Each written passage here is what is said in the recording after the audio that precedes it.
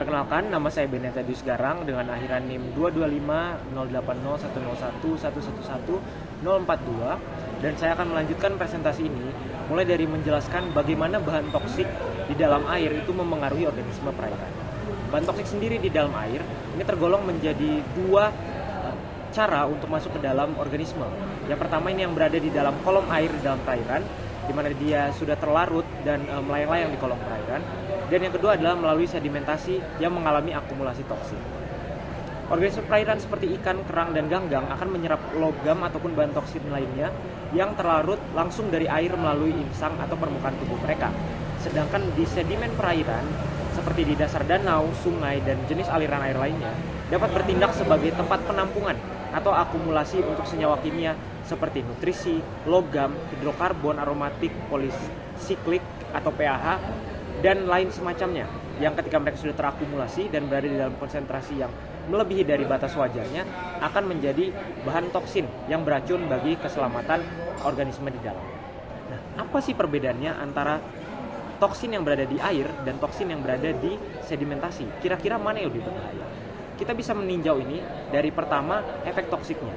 Di kolom perairan, toksisitas di kolom perairan itu memengaruhi organisme yang hidup ini secara langsung dan memengaruhi tingkat-tingkat trofik mulai dari yang pertama paling rendah sampai paling tinggi. Contohnya seperti plankton, kemudian akan meningkat kepada ikan. Dan organisme ini dapat menyerap secara langsung melalui konsumsi air yang ada di dalam perairan tersebut atau secara tidak langsung melewati membran-membran permeable seperti misalnya insang dan kulit. Sedangkan kalau pada sedimen, toksisitas itu lebih memengaruhi organisme bentik seperti cacing, moluska, dan krustasea yang hidup di dasar perairan dan umumnya menjadi makanan bagi trofik yang lebih tinggi yang berada di kolom perairan. Kemudian terkait dengan mobilitas dan bioavailabilitasnya toksin yang ada di air maupun yang berada di sedimen.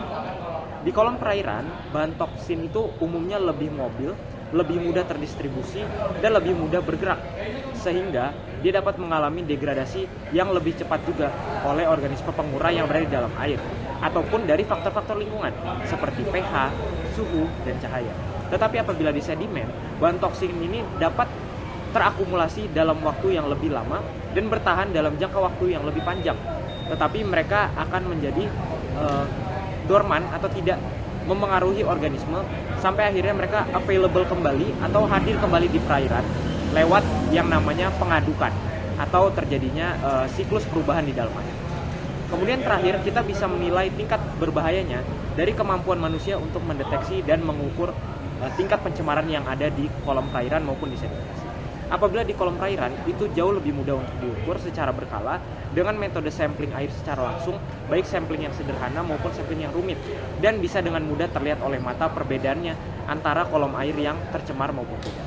Akan tetapi apabila di sedimen, untuk mengukur toksisitas di dalam sedimen itu memerlukan metode sampling yang lebih spesifik dan alat yang lebih sulit untuk dioperasikan, sehingga hasilnya itu meskipun lebih spesifik tapi analisisnya jauh lebih rumit dan tidak bisa dilakukan secara sederhana oleh orang yang tidak mengerti cara mengoperasikan alat untuk mengambil bahan toksik daripada sedimen.